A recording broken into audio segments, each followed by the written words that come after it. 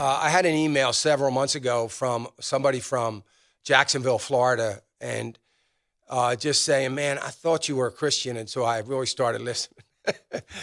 Man, I'm telling you, you're going to be hard-pressed to find somebody that loves Jesus more than I do.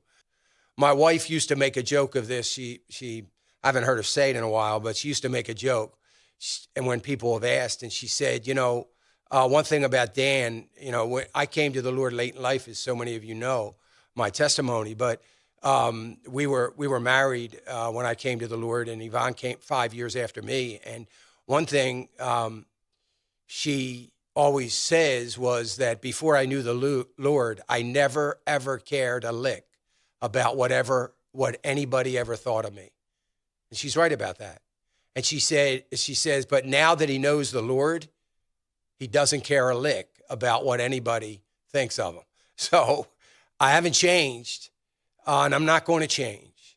But I can tell you that, as Adrian Rogers said on that tweet that I put out, we're not called to align ourselves in Scripture with any political party. I'm paraphrasing.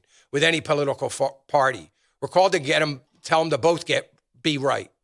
And nothing aggravates me more when my conservative and Republican friends call me and say, man, what are you doing? You're hurting the party. You're hurting this. I'm not hurt. I'm not trying to hurt anybody. I'm a diehard conservative. It is what it is. But I'm not so much diehard that when somebody does something wrong, I'm going to be quiet about it because they're a Republican and not talk about it. I'm not going to do that. Why would we do that?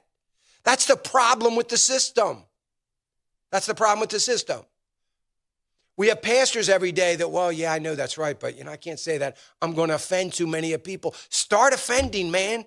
If we don't start offending people now, we're going to be in big, big trouble. You think we're going to leave any kind of country? Well, that's a little harsh. I'm not going to retweet that, or we shouldn't promote that. Why? We don't want to offend anybody. Why? You mean you don't want to tell the truth? We need to just say we don't want to tell the truth. We don't believe in the truth. As a matter of fact, the truth does not hold precedence over offending somebody or calling somebody out in the name of Christ for the truth. We don't want to do that because it's more important that every single person stays in the seats. It's more important that every single person, probably 1 million people listening to me right now, don't turn the channel. They're not hearing it because they probably already turned it. But it's not, that's irrelevant. It's irrelevant.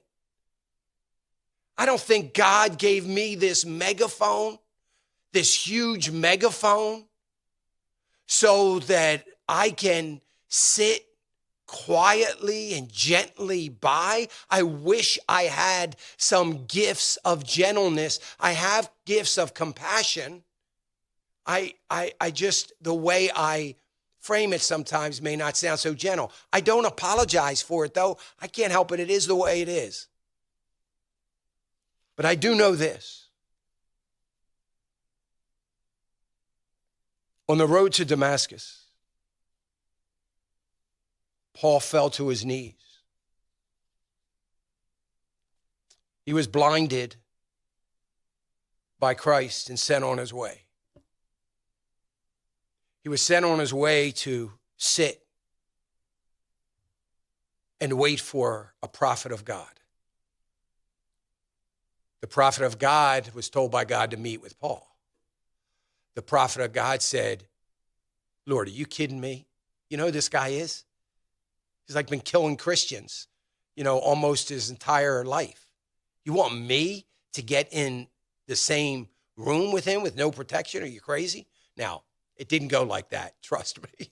I'm paraphrasing. But you get the gist. He went anyway. Paul, the greatest pastor, evangelist, missionary in the history of the world, God never told Paul, hey, Paul, now that you know me, you need to adopt an attitude of timidity. All that passion and fire and hatred that you had. Turn it around. Don't get rid of it. Turn it around and use it for me. Not the hatred, but that passion and fire in your belly. Use it for me. Hey, remember to click the subscribe button right here on the screen.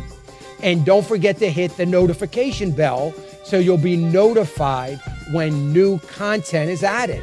And more importantly than anything, you don't want to miss all 3 live hours of Financial Issues every day from 9 to noon. And you can watch it on FISM.tv.